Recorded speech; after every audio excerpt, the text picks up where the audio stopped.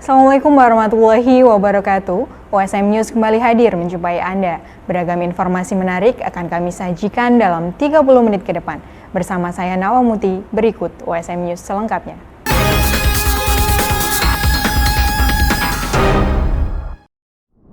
Memasuki musim penghujan di Indonesia, pemerintah kota, khususnya Kota Semarang, menghimbau agar para stakeholder maupun pihak-pihak lainnya melakukan persiapan untuk mengantisipasi terjadinya banjir di beberapa titik di Kota Semarang.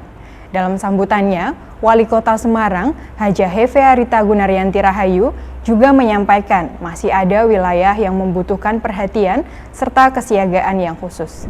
Dalam kegiatan apel gladi lapangan kesiapsiagaan menghadapi musim hujan yang digelar di halaman Balai Kota Semarang Senin lalu, Wali Kota Semarang Hefe Arita Gunaryanti Rahayu meminta kepada seluruh stakeholder siap mengantisipasi dan menangani bencana di musim hujan. Dalam kesempatan tersebut, pihaknya turut menyampaikan untuk selalu waspada terhadap bencana alam yang sering timbul ketika musim hujan. Alhamdulillah kami bersama-sama dengan TNI Polri, kemudian instansi-instansi terkait lainnya seperti PLN, PMI, kemudian tadi ada dari BPBD Provinsi maupun Kabupaten, Kota, tetangga sekitar ini bersama juga tentunya Kepala OPD di pemerintah Kota Semarang, relawan ini dari berbagai komunitas. Tentunya kita menghadapi musim penghujan ini yang kalau kita bicara ini kan cuaca tidak menentu,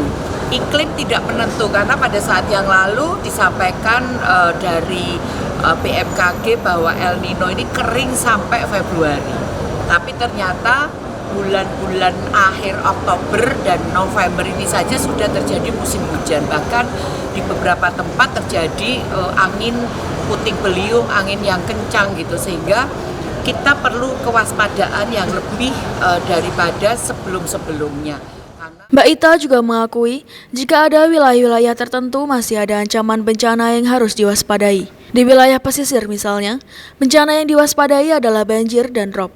Kemudian di daerah Semarang bagian atas yakni bencana tanah longsor.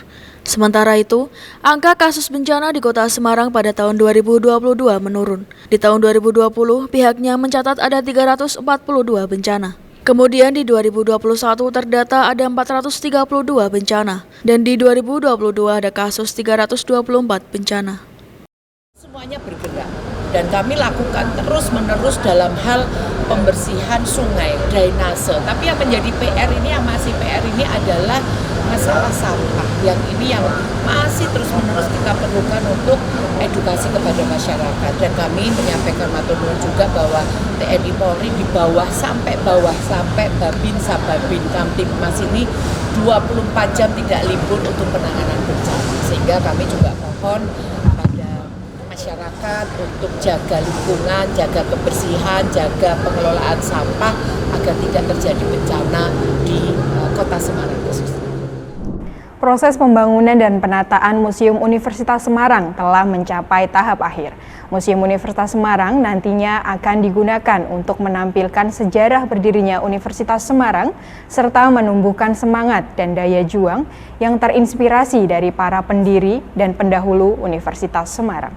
Dalam rangka menumbuhkan inspirasi, inovasi, dan integritas dalam mendidik putra-putri bangsa, Universitas Semarang akan mendirikan museum. Proses pembangunan yang memasuki tahap akhir ini terus dikebut pengerjaannya, menjadi salah satu tempat untuk dapat merefleksikan semangat para pendiri dalam berdirinya Universitas Semarang, disampaikan oleh Rektor USM Dr. Supari STMT.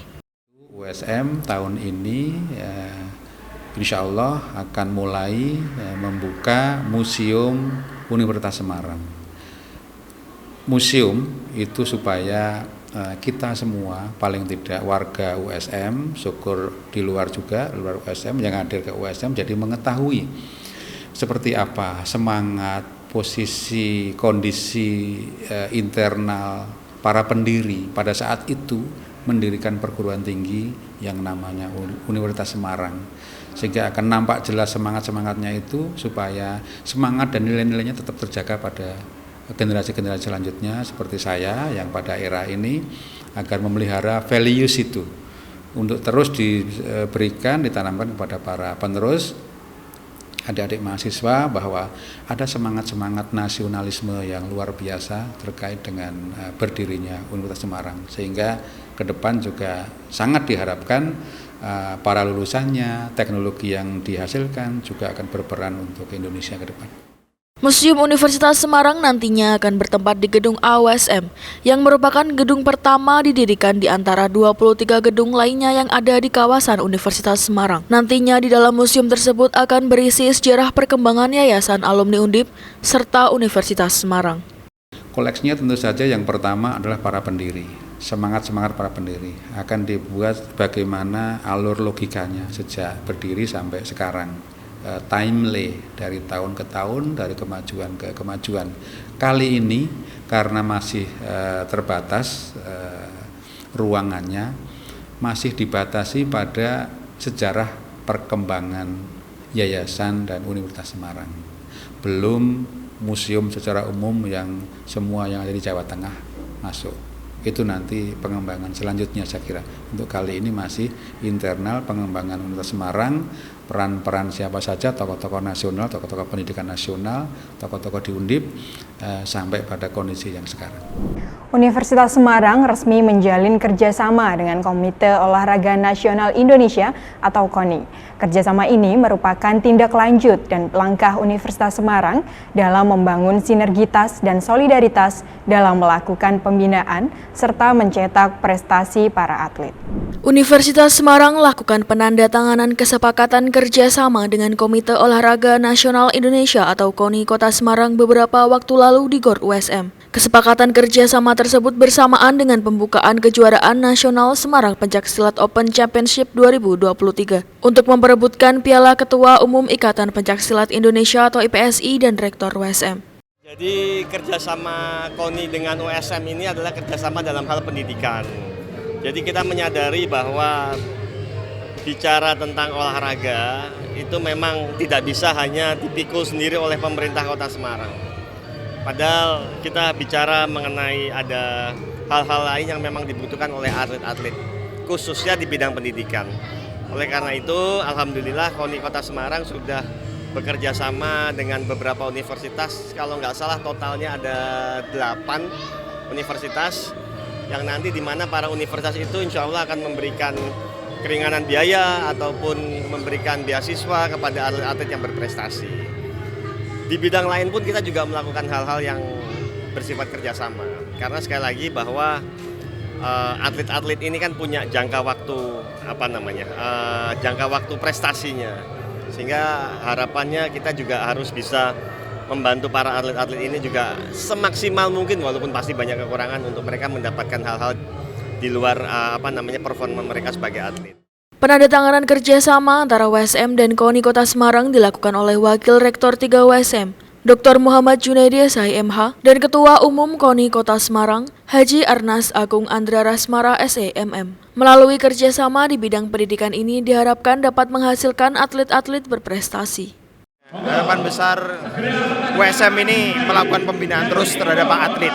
Maka kemudian dengan adanya MOU dengan KONI, ini akan menjadikan kuantitas dan kualitas kita ke depannya untuk memaksimalkan pembinaan para atlet, sehingga USM ini sebagai kampus mahasiswa-mahasiswa yang berprestasi. Tetap bersama kami di USM News.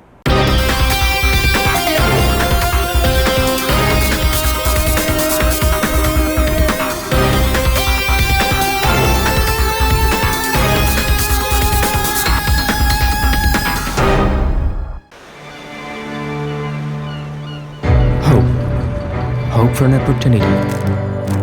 Hope for a change. Having the right to dream creates a space of equality for the younger generations who were born with limitations. Every person has a dream, but not all can foster baptism. The genuine desire that springs from the depth of the heart, with the hope to wander far, to achieve the ever-growing dreams and enthusiasm. This journey cannot stop at all, since here the future of the country, the motivation in reaching a dream is no longer a worry, but rather something worth fighting for. To to gather the willpower in building the nation, striving with great impulses,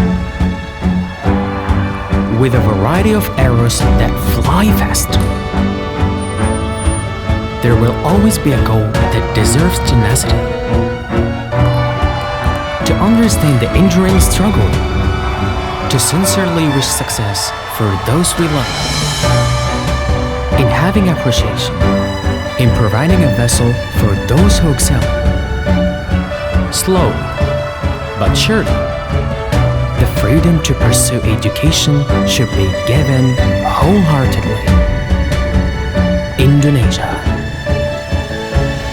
is a nation with millions of young people eager for knowledge, passionate about accelerating, working for the country, and inspiring as well. Never hesitate to nurture your dreams and to be visionary. To the younger generations, we entrust our future. So, erase the differences, and together, we collaborate in raising the standard of our education. This is a long journey worth appreciating in terms of opening up possibilities, for giving a purpose to live in.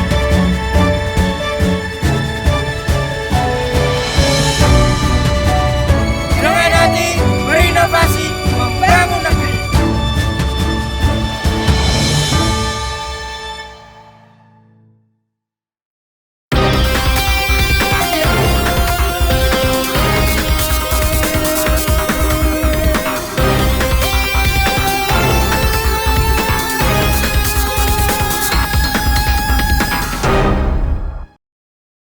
Pemirsa, kampanye pemenuhan gizi anak dilakukan oleh tim KKN tematik Universitas Semarang di Kecamatan Mijen. Pemahaman dan pengetahuan para ibu mengenai kecukupan gizi pada anak menjadi tujuan diadakannya kampanye ini. Tim KKN tematik Universitas Semarang untuk Kecamatan Mijen lakukan kampanye pemenuhan gizi anak. Kampanye Ibu Pintar Sadar Diri atau Butari dilakukan mahasiswa KKN tematik di Puskesmas Karangmalang Mijen beberapa waktu lalu. Dosen pembimbing lapangan KKN tematik Sinta Pramucitra berharap agar ibu-ibu dapat mengerti mengenai kecukupan gizi anak. Mahasiswa kami sedang melaksanakan kampanye Butari, Ibu Pintar Sadar Gizi, yang harapan dari kami di mana program ini atau kampanye ini dapat berjalan sustain, berkelanjutan, sehingga penurunan angka stunting yang ada di Kecamatan Mijen semakin bertambah banyak penurunannya. Dengan kampanye ini harapan kami akan memberikan insight, dampak, dan masukan positif buat ibu-ibu yang anaknya mengalami permasalahan pada gizi, sehingga nantinya dengan kampanye ini kami harapkan ibu-ibu akan semakin mengerti bahwasannya kebutuhan gizi anak sangat penting di 1000 hari pertama. Menjalankan berbagai program yang telah direncanakan, mahasiswa KKN tematik turut menunjukkan kehadirannya di masyarakat. Program pemberian makanan tambahan untuk anak dinilai cukup efektif untuk pemenuhan gizi di Kelurahan Karangmalang dan Purwosari. Saya sangat senang sekali karena KKN USM sangat membantu masyarakat kecil. Tiap hari datang nyuapin anak, ngasih pengarahan, kadang ngasih susu juga. Pokoknya sangat bermanfaat sekali buat kami. Seorang karyawan koperasi Hermantoro warga Kecamatan Brati, Grobogan, nekat menggelapkan sepeda motor milik perusahaan untuk modal judi online. Tersangka mengaku kecanduan judi online jenis slot ini telah menghabiskan uang sebanyak 30 juta rupiah. Akibat dari perbuatannya, tersangka harus berurusan dengan hukum. Polisi menangkap tersangka bersama dengan barang bukti yang digelapkan. Akibat kecanduan judi online jenis slot, seorang karyawan koperasi yakni Hermantoro warga Kecamatan Brati, Grobogan, nekat menggelapkan inventaris sepeda motor milik perusahaan tempat ia bekerja untuk modal berjudi. Korban mengalami kecanduan judi online sejak 2 bulan terakhir dan sudah menghabiskan uang hingga 30 juta bersama 1 sepeda motor. Aksi nekat dilakukan tersangka setelah ia kecanduan untuk berjudi online jenis slot. Setoran itu yang di kantor yang dikasih juga. Kan sudah selesai itu motor kan tambah pulang. Oke, bawa pulang. Terus? Ya malam itu saya gantikan di 5 Bandungan. Dapat berapa? Baru ya kemarin baru 2 apa? 2 juta? 2 juta. 2 juta. Ya. Terus buat apa uangnya? Buat bermain judi. Itu mana po? Slot. Slot. Ya. Kalau menang? Kalah. Ya. Kalau menang mau balikin itu nanti niatnya ya. Ya. Akibat perbuatannya, pelaku harus berurusan dengan polisi. Polisi yang menerima laporan korban langsung melakukan penangkapan tersangka bersama barang bukti sepeda motor yang digelapkan tersangka. Tersangka mengaku menggunakan uang hasil penggelapan sepeda motor tersebut untuk judi online. Usai setoran, motor tak bawa pulang. Setelah itu, sepeda motor digadaikan sebanyak 2 juta rupiah untuk berjudi online dan tersangka telah menghabiskan uang sebesar 30 juta untuk berjudi. Ia berharap uang hasil gadaian sepeda motor bisa untuk menutup kekalahan sebelumnya. November 2023 kami mendapatkan laporan dari masyarakat tentang adanya dugaan penggelapan barang berupa motor perusahaan yang diduga dilakukan oleh pegawai, jadi penggelapan dalam jabatan. Perlu diketahui juga pada tanggal kemarin 7 ya, tanggal 7 ya, tanggal 7 November itu juga kami berkoordinasi dengan pegawai koperasi dan alhamdulillah tersangka berikut barang bukti sudah dapat kami amankan. Barang itu berupa sepeda motor Supra X tahun 2020.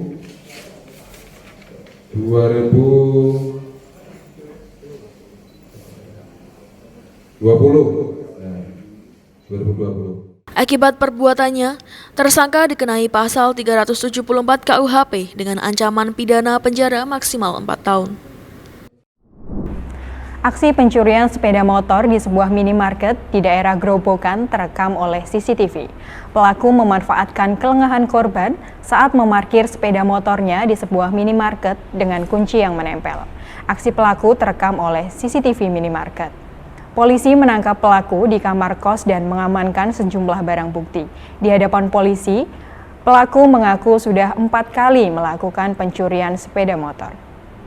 Sebuah aksi kejahatan pencurian sepeda motor terekam CCTV minimarket di Kecamatan Grobogan. Aksi pelaku mencuri sepeda motor milik korban yang sedang belanja di minimarket. Satreskrim Polres Grobogan berhasil menangkap pelaku di kamar kos di Purwodadi, Grobogan. Pelaku yakni Tri Pujianto, warga Kecamatan Bae, Kabupaten Kudus, melakukan aksi pencurian sepeda motor di wilayah Grobogan.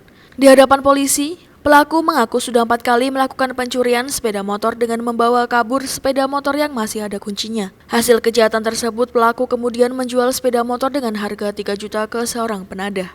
Polisi berhasil menangkap pelaku bersama seorang penadah dan sepeda motor hasil kejahatan pelaku. Pelaku mengaku bila uang hasil kejahatan digunakan untuk membayar hutang dan menghidupi keluarga. Buat apa? Ya buat bayar hutang. Utang apa? Berapa utangnya? Utang di beberapa tempat ada. Kenapa banyak utangnya? Ya sebenarnya nggak kerja kan itu kan sedikit-sedikit utang, sedikit utang. Nah, jangan main judi. Ya Nggak main judi. Atas perbuatan pelaku dan penadah dikenai pasal 363 KUHP dengan hukuman 7 tahun penjara dan pasal 480 KUHP dengan ancaman 5 tahun penjara. Tim Resmob berhasil mengamankan pelaku hasil dari identifikasi tangkapan layar CCTV. Rekan-rekan sekalian, dari pelaku kemudian kita kembangkan, ternyata dia tidak hanya melakukan curanmor di satu tempat, dia sudah melakukan pencurian kendaraan bermotor juga di lokasi yang lain, yaitu di Rumah Sakit Umum Daerah Grobogan atau Purwodadi. Rekan-rekan sekalian, dari pelaku kita kembangkan, kita bisa mengamankan 1 orang penadah hasil kejahatan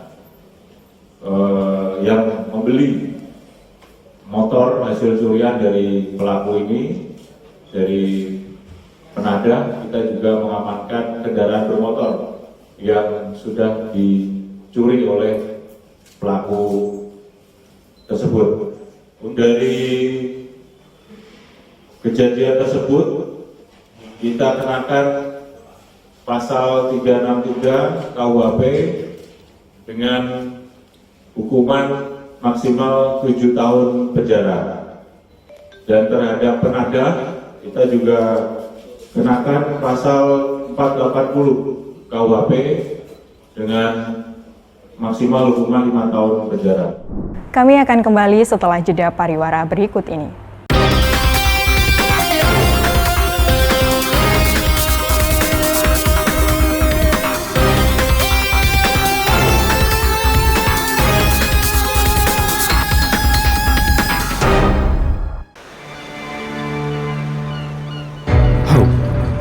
Hope for an opportunity. Hope for a change. Having the right to dream creates a space of equality for the younger generations who were born with limitations. Every person has a dream, but not all can foster egotism. The genuine desire that springs from the depth of the heart, with the hope to wander far, to achieve the ever-growing dreams and enthusiasm. This journey cannot stop at all, since here the future of the country, the motivation in reaching a dream is no longer a worry, but rather something worth fighting for. To gather the willpower in building the nation, striving with great impulses, with a variety of arrows that fly fast. There will always be a goal that deserves tenacity. To understand the enduring struggle, to sincerely wish success for those we love. In having appreciation, in providing a vessel for those who excel. Slowly, but surely, the freedom to pursue education should be given wholeheartedly. Indonesia is a nation with millions of young people, eager for knowledge, passionate about accelerating, working for the country, and inspiring as well. Never hesitate to nurture your dreams and to be visionary. To the younger generations, we entrust our future. So, erase the differences, and together, we collaborate in raising the standard of our education.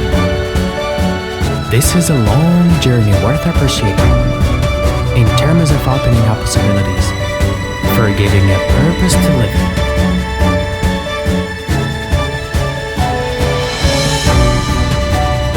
Dengan hati berinovasi membangun negeri.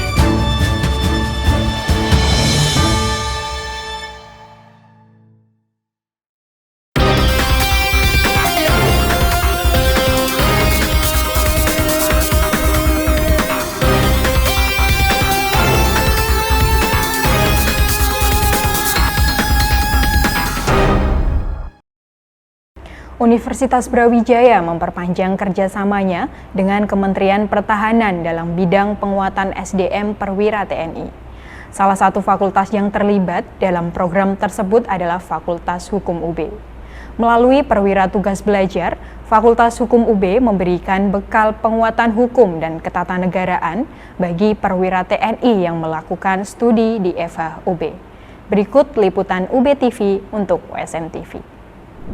Fakultas Hukum UB menjadi salah satu tujuan dalam kerjasama antara UB dengan Kementerian Pertahanan. Melalui program tugas belajar saat ini terdapat beberapa perwira TNI yang menempuh studi program magister dan doktor di FH UB. Menurut Dekan FH UB, Dr. Aan Eko Widiarto, fakultasnya memiliki fokus keilmuan bidang hukum dan ketatanegaraan yang bermanfaat bagi tugas para perwira TNI tersebut. Ingin meningkatkan pendidikannya di bidang ilmu hukum, bisa kuliah di Fakultas Hukum. Jadi sebagaimana kita ketahui, Indonesia itu ada namanya peradilan militer di bawah Mahkamah Agung. Tentunya ada hakim-hakim dan jaksa, kalau istilah di sana adalah auditor, itu yang memerlukan peningkatan pendidikan di bidang ilmu, baik S2 maupun S3. Melalui program ini, para perwira yang bertugas sebagai auditor militer dan tugas hukum serta diplomasi memiliki kecakapan yang mumpuni, sehingga diharapkan dapat bertugas dengan lebih baik. Pemirsa, suasana perayaan Natal dan Tahun Baru dibawa oleh komunitas Jerman di Baltimore dengan menggelar festival tahunan. Bagaimanakah keseruan yang ada di German Christmas Village ini? Selengkapnya akan terangkum dalam 5 km sekaligus mengakhiri perjumpaan kita di USM News hari ini. Saya Naumuti dan kru yang bertugas pamit undur diri. Wassalamualaikum warahmatullahi wabarakatuh. Salah satu kemeriahan menjelang akhir tahun yang biasa ditemui di Amerika adalah pasar tradisional tahunan atau holiday market. Salah satunya ada di kota Baltimore, negara bagian Maryland, bernama German Christmas Village. Ipek Ivekan, marketing manager dari German Christmas Village Baltimore, mengatakan, and what makes us different from like other traditional like holiday markets is that we're an authentic German Christmas market. Our team come every year from Germany just to organize this event. We think about the food and the drinks that we want to sell, and we make sure that it is as authentically as possible. Bratwurst is a traditional German sausage seasoned with mustard seed and garlic. Ini khas Jerman, Bratwurst. Tapi di German Holiday Market ini bukan berarti semuanya harus berbau Jerman. Banyak juga yang berasal dari negara-negara lain. Kita lihat yuk. We are a German Christmas market, but this is also a holiday market. So it doesn't have to be German or just like Christmas related. We have a lot of vendors who produce their own products, be it like soap or like scarves or food, things like that. German Christmas Village Baltimore ini pertama kali digelar di kota Baltimore tahun 2013. Tahun lalu terpaksa dibatalkan karena pandemi COVID-19. Sekarang setelah sebagian besar warga divaksinasi, holiday market ini kembali digelar. Warga sekitar pun menyambut dengan sangat antusias, termasuk untuk menikmati makanan unik khas Eropa. Heard about this because of my girlfriend on TikTok. We saw some amazing videos and we're like, let's go try it out. It's really delicious. I recommend everybody comes out here. It's delicious. So last year, like 2019, we had at all like 150,000 people in the whole month who came to the Christmas Village. This year, I think people are really excited to come back and do, after a year of the pandemic, just like to do something again. And on the weekend, we usually have around 20 to 25,000 visitors. Tahun ini terdapat 50 vendor yang memeriahkan German Christmas Village, yang sebagian besar merupakan vendor lokal. Seperti komitmen pihak penyelenggara, acara ini juga untuk membantu UMKM lokal di kota Baltimore. Dari Baltimore, Maryland, saya Irfan Ihsan, Alam Burhanan, dan Ronan Zakaria dalam 5K VOA.